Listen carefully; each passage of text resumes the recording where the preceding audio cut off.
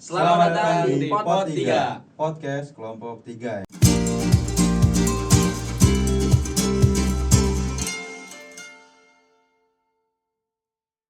Yang dimana di sini kita akan ngobrol santai mengenai keamanan teknologi yang ada di Lagi marak lah. yang lagi marak ya. Mungkin dari bentuk-bentuk teknologi udah ada ataupun keamanan yang ada.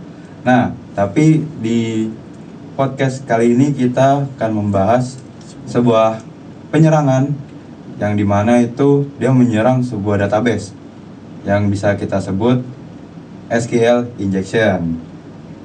Nah, dari namanya aja ini dia kayak ninja sih, karena dia tuh langsung menyusup nyerang ke server, ke database. Nah, tapi pasti banyak orang awam yang belum tahu apa itu SQL injection. Nah, di podcast kali ini ada dua narasumber, yaitu Mas Ardi dan juga Mas Rido. Dan saya sendiri, Hakim, sebagai pembawa acara di podcast kali ini.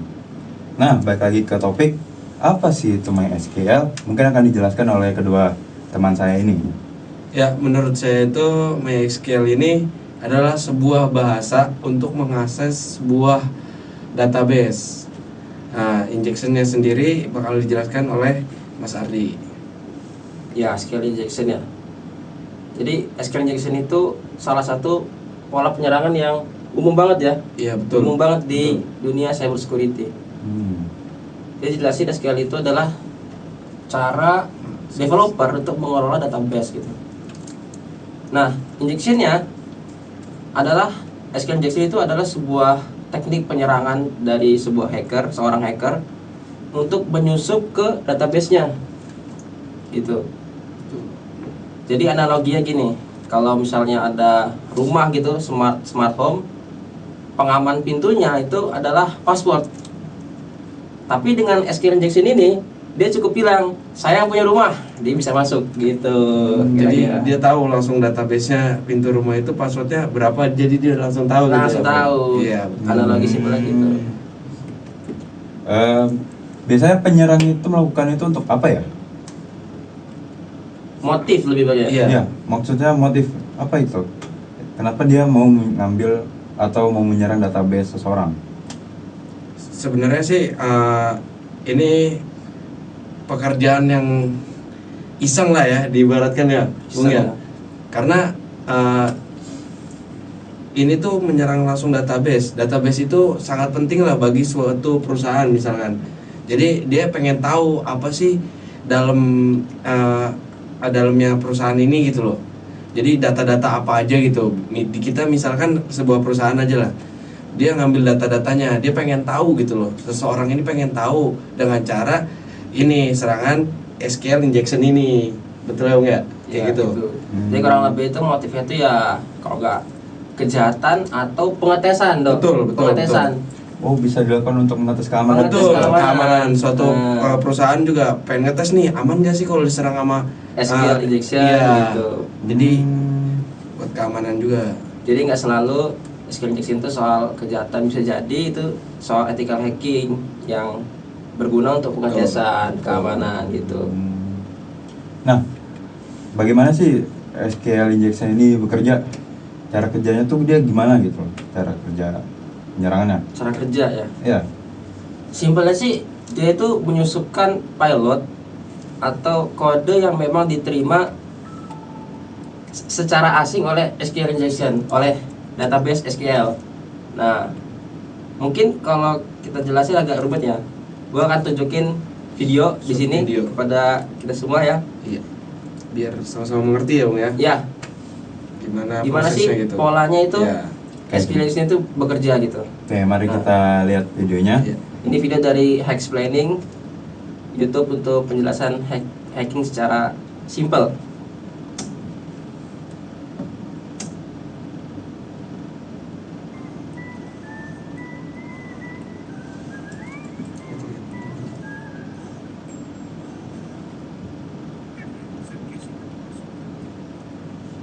Ya, jadi di sini misalnya ada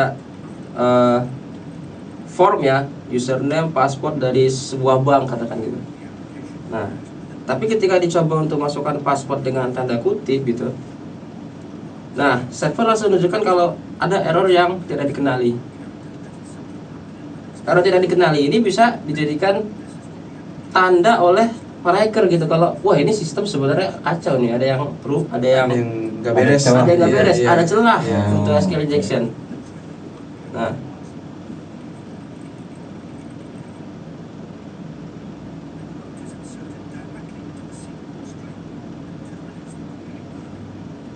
Nah, seperti yang kita tahu, SQL itu form itu kan sebenarnya menciptakan sebuah query SQL. Iya. Jadi misalnya ada form email, form password, kita isi, itu sebenarnya menciptakan query SQL. Iya. Select, from user, gitu. Nah, ya dimana kalau ini ditemukan celahnya bisa berbahaya ya. Iya, kodenya diketahui aja udah langsung bahaya. Jadi langsung mengetahui struktur database-nya itu ya. Ya. Iya. Nah, di Query-nya sini itu apa aja gitu. Di sini kita coba menggunakan pilot OR 1 sama dengan 1. Nah, artinya passwordnya ini berusaha untuk diabaikan. Jadi karena kan nilai OR 1 sama dengan 1 selalu bernilai benar kan? Kan Ya, 1 sama ya, dengan 1. ya. True. Terus selalu bernilai Ya. true. Nah, karena dia punya celah sehingga ya dia bisa kemasukan gitu. Bobol lah istilahnya. Ya.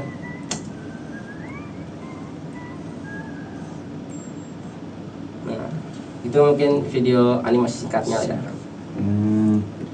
Terus apa sih dampak dari SQL injection ini ke korban? Dampak ke korban. Ya, apakah korban tuh bisa langsung tahu kalau wah kita habis kena serangan SQL injection gitu loh? Atau mungkin korban malah nggak tahu kalau dia tuh diserang? Dampaknya sih yang pertama kebocoran data ya. Bocoran data. Kebocoran data. Kan seperti kita tahu kan data yang dimiliki oleh para developer di situs itu pasti ada yang penting, ada tidak penting. Betul. Datanya ini bisa disalahgunakan oleh para hacker yang menggunakan SQL injection gitu. Betul. Itu satu, kebocoran data. Hmm. Dan kedua itu adalah baru tadi katanya bisa nggak sih Korban ini levelnya sadar gitu Ya, kalau iya, sebenarnya sadar. di SQL injection. Jawabannya tidak ya. Oh jadi korban tuh nggak tahu kalau dia Nggak tuh tahu. udah diserang gitu? Nggak Iya. tahu, paling nanti tahu-tahu kok data kita ada di orang lain. Ada- Ya, ada kebocoran gitu, maksudnya udah di luar gitu data-datanya, tersebar dia tahu gitu ya. datanya. Betul. Dia baru ketahuan kayak gitu biasanya. Ini tuh udah banyak lah kasusnya. Contohnya kayak kemarin tuh di Sony Victor yang pernah kena itu datanya tuh data filmnya dan karyawannya itu data karyawan dan data film itu bocor.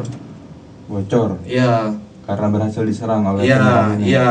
Salah satunya faktor ini serangan SQL injection ini. Juga setelahnya itu ya agak lama ada dari perusahaan Sony Pictures, perusahaan kamera pencipta Iya. film, itu juga mengalami SQL injection sehingga data film-filmnya, data foto-fotonya itu tersebar Bocor, gitu. iya, bocor. Film-filmnya tuh bisa klik lah, bisa dirilis sebelum waktunya. Nah itu bisa jadi salah satu dampak dari SQL injection gitu. Jadi orang-orang bisa nonton film bajakannya nih dulu di karena udah tersebar. kasus Sony Pictures kemarin gitu. Terus juga ada di tahun 2008 di suatu kayak payment system gitu, itu kebocoran dia tentang kebobolan tentang jutaan data kartu kreditnya. Itu jadi data-data kartu kredit itu bocor. Jadi Jadi ketahuan sama bahkan bank pun juga jadi sasaran ya Betul, sama betul penyerang ini. ya.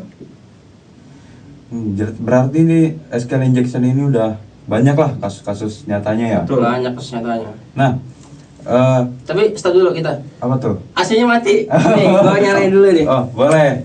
Oh tiba-tiba mati, jangan mati, belum bayar listrik lagi. Tapi ini lampu masih nyala. Ini kayak pakai timer deh. Aduh, maaf nih ya teman-teman. Duh, sedikit mengganggu nih. Ada gangguan.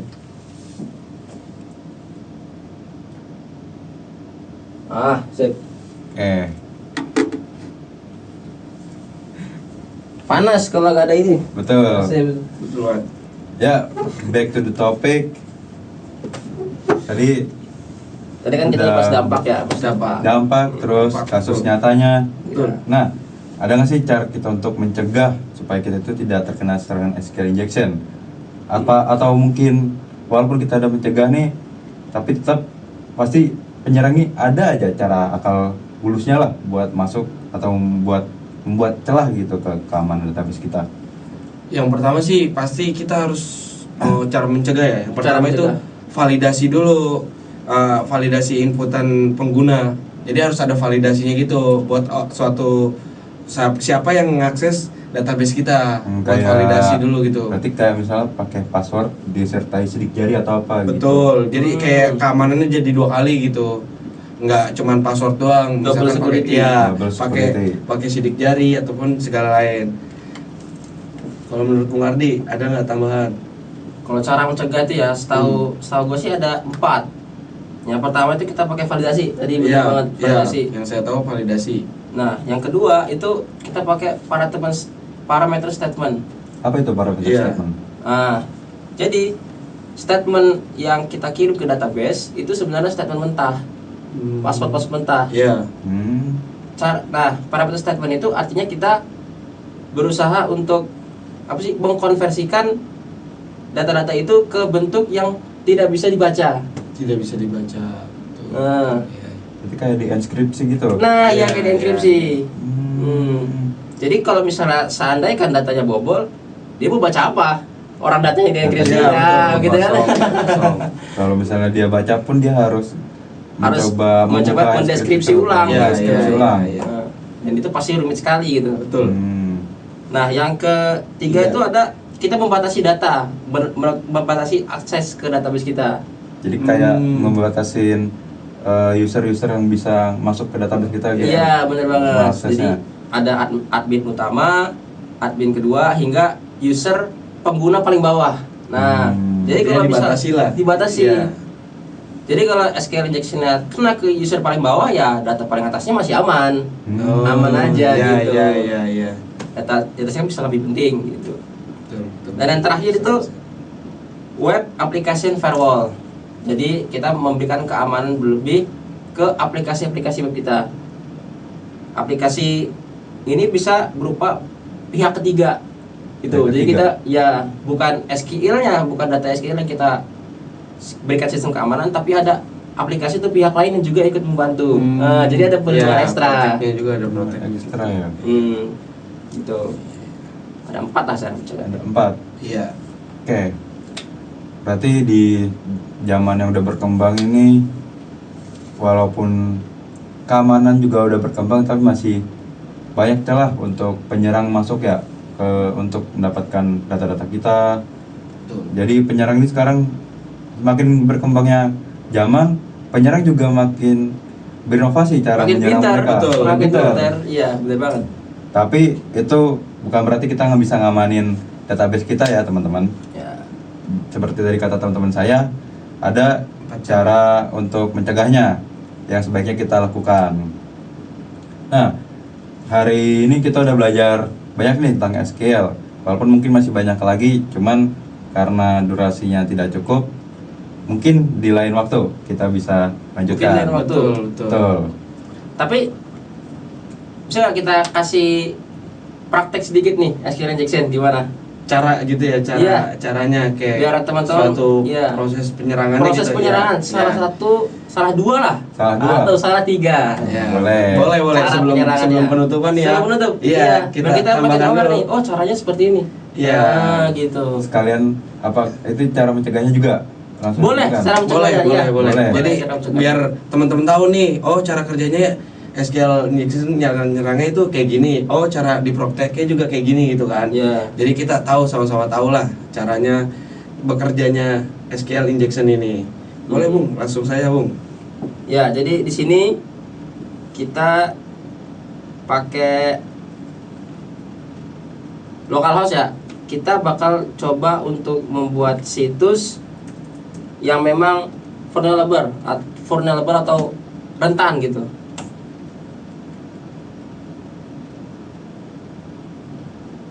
Nah, bisa ditampilin di layar-layar ya. Ya, editor jangan lupa untuk ditaruh. Nah, di sini gua sudah bikin login page. Kan tadi kita paham semua ya kalau Iya. SQL itu penyerangannya ke from input, Betul. username atau password login. Nah, itu rentan sekali di situ SQL injection. Nah,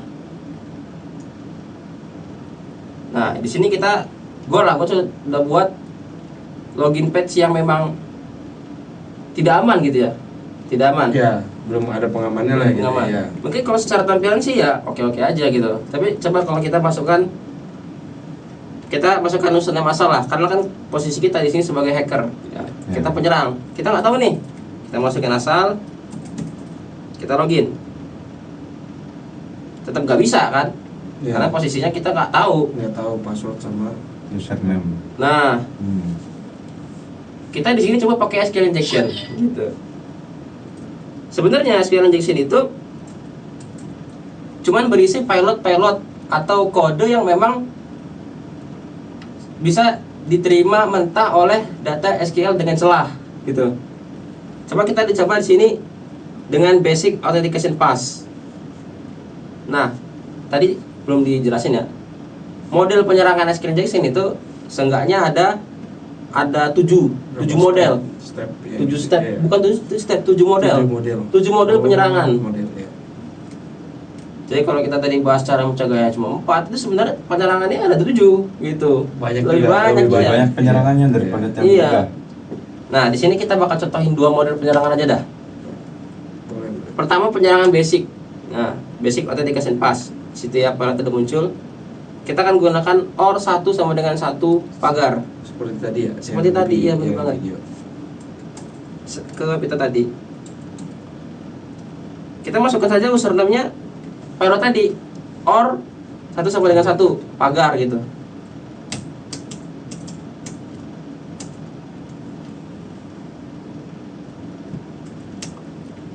Password kita nggak usah isi, Iya. kita klik login aja. Login berhasil. Langsung Bahkan masuk. database-nya sudah muncul gitu ya. Betul. Ini udah ada yang akses ya. ID Akses. pertama, ID Kita kedua, bisa ya. tahu database tabelnya gitu. Login successful. Padahal Langsung bisa melihat data-datanya ya. Data- Betul. Datanya, iya. Di sini tertera ada username dan juga passwordnya. Jadi kita mau masuk lagi gampang. gampang. Ya? Iya Ya. gitu. Nah, itu model penyerangan pertama. Yang pertama. Coba kita model penyerangan yang kedua.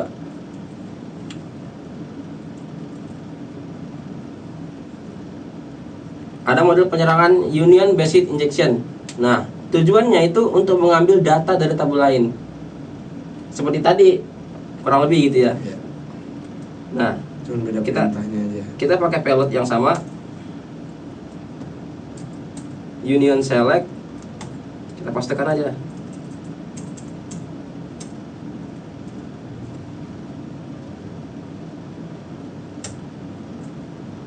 Nah, password masih kita isi. Kita login. Berhasil masuk juga. Berhasil masuk juga. Apa tadi perbedaan yang menggunakan model yang pertama dan kedua tadi? Yang klasik dan juga yang union. Ya, jadi sebenarnya model penyerangan itu ada 7. Yang pertama itu ada basic authentication bypass. Itu tujuannya cuma untuk masuk aja nih, masuk ke dalam database gitu. Kalau beruntung, kita juga bisa mendapat tabel dari data lain. Kalau beruntung. Kalau beruntung. Kalau betul. beruntung. Jadi kalau misalnya celahnya tuh yang udah besar banget, sampai Benar-benar lemah banget keamanan gitu, gitu. lemah banget Iya. ya. Seperti misalnya kita contohin ini pakai localhost kan. Nah, jadi kita bisa dapat data dari tabel lain. Nah, yang kedua itu yang kita coba barusan itu union based untuk mengambil data dari tabel lain. Jadi nggak hanya masuk, dia juga bisa ngambil data dari user yang ada yang lain gitu juga. Berarti dia bisa ngakses bisa ngakses data dari user lainnya. Bener banget. Kita bisa membuka langsung tabel database yang ada gitu. Bahaya juga. Bahaya. Nah, ini caranya. Mau kita masuk ke ini Cara mencegahnya. Cara mencegahnya? Oke. Cara mencegahnya langsung. Dan oh iya, pengen nanya juga. Itu kenapa bisa yang cara pertama yang klasik itu kenapa dia bisa masuk ke database kita gitu? Kan tadi Ardi bilang kalau beruntung. Nah, Kalau itu beruntung. karena apa keberuntungannya itu bisa terjadi? Nah. Barang itu. Faktor keberuntungan itu pasti tingkat celah yang ada di website tersebut. Iya. Tingkat celahnya. Kalau celahnya itu hanya ada di from input ya kita bisa masuk dengan bypass tadi, bisa hanya masuk menggunakan akun yang memang kita palsukan itu. Kalau celahnya sampai ke tidak hanya di form input tapi sampai ke database, tidak diberikan parameter statement juga gitu. Tidak hanya masuk, kita juga bisa mengakses data lain gitu. Berarti baik lagi gimana si developer ini menaruh keamanannya di database-nya. Bener. Kalau bisa selengkap-lengkapnya dan secanggih-canggihnya ya. Betul. Dengan 4 yang kita bilang tadi. Nah, di sini kita coba menggunakan salah satu dari cara mencegah. Kan ada 4 ya? Iya. Betul. Kita pakai satu aja. Kita pakai 2 lebih tepatnya. Validasi dan parameter statement. Nah, di sini tapi lah codingannya ya. Ya, editor jangan lupa ya ditaruh. Nah, kita lihat di sini.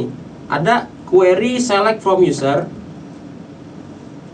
dari PHP yang memang lemah. Tulisannya di sini query atau variable query sama dengan select from user. Jadi query-nya itu tidak ditutupi oleh parameter statement yang lain gitu. Nah, coba kita bandingkan dengan file lain yang lebih aman gitu. Bagian lain lebih aman. Nah, di sini query-nya itu bahkan sampai 5 baris. Hanya 2 atau 1. Tidak hanya satu baris yang seperti di variable login tadi nih. Ini hanya satu baris. Select from user. Oke, satu baris. Tapi di save logging itu sampai 5 baris. Di sini dia menggunakan parameter statement bernama bind param. Bind param, prepare, execute, dan get result yang digunakan menggunakan variabel stmt gitu. Nah, kelihatan di sini $sukses sama dengan false. Verify password. Dia akan parameter statementkan password yang kita input sebelum masuk ke database gitu. Jadi tadi kalau misalnya kita masukin or 1 sampai dengan 1, Ya. nggak langsung diverifikasi, nggak. Tapi di parameter statement dulu. Ini Benar nggak nih? iya. Username-nya udah terdaftar di situ atau enggak? Nah, iya. Gitu. Secara logik nih, ini ada nggak di database gitu? Oh, nggak ada. Udah ngapain diverifikasi? Langsung batalin aja gitu. Teknologi kayak gitu. juga kan nggak masuk ya, Bung ya? Iya. Mungkin kita akan coba ya di sini. Kita akan menggunakan save login.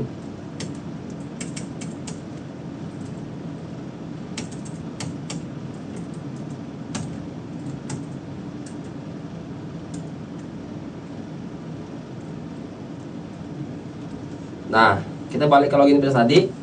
Yang kita menggunakan Yang tadi cara pertama. cara pertama, ya. Kita lihat tadi cara pertama, cara kedua sama-sama berhasil ya. Ya. Kita coba lagi di sini. Apakah masih berhasil gitu? Kita login. Ditolak aksesnya. Langsung ditolak. Dan data-datanya tidak ada. Tidak ada, masih aman gitu. Karena kita sudah menggunakan parameter statement. Betul. Statement yang dikirimkan tadi itu dibatasi dulu, diparameterkan dulu. Kira-kira ini sesuai nggak dengan database yang diinginkan dan dibutuhkan gitu. Kalau tidak, ya udah langsung ditolak gitu. Tapi apakah ini bisa diserang dengan cara kedua tadi? Cara kedua, kita coba aja kali ya. Kita coba. Kita coba aja kali ya. Coba kita tes. Cara pertama. Cara kedua tadi kita pakai union select Iya. username. Ya. Kita login.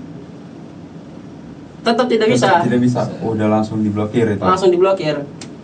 Karena dia akan menilai union or itu sebenarnya username atau password nih. Iya. Dia langsung menilai gitu. Terus juga 2 syaratnya kan nggak kepenuh tuh. Terpenuhi. Iya. Antara username sama password harus ada itu kan. Dua-duanya harus masuk. Ini kan cuma 1 doang gitu ya, Bung ya. Iya, Cuman benar sih. username. Jadi nggak bisa diakses. Jadi gitu cara untuk mencegahnya secara sederhananya. Secara sederhana. Iya. Karena masih banyak lagi cara untuk mencegahnya. Ya, karena nggak mungkin kita nge-hack situs lain gitu di sini, nggak mungkin ya. Nggak mungkin. Ya, Nggak tidak mungkin mungkin. kita nge-hack situs. Nggak mungkin. Ya, Ya. Jangan. Jangan. Ini juga sebuah pembelajaran aja. Iya, buat kita sama-sama tahu gitu. Karena di Gimana sini- sih kerjanya Iya. SQL injection ini? Di sini kita mau edukasi ya, Ya, betul. bukan ngasih tutorial Bukan ngasih hacker. tutorial. Iya, bukan, Karena kita bukan. juga bukan hacker. Kita Iya. bukan. Oke. Lanjut, lanjut. Oke, mungkin udah di penghujung video karena durasi juga udah tidak mencukupi.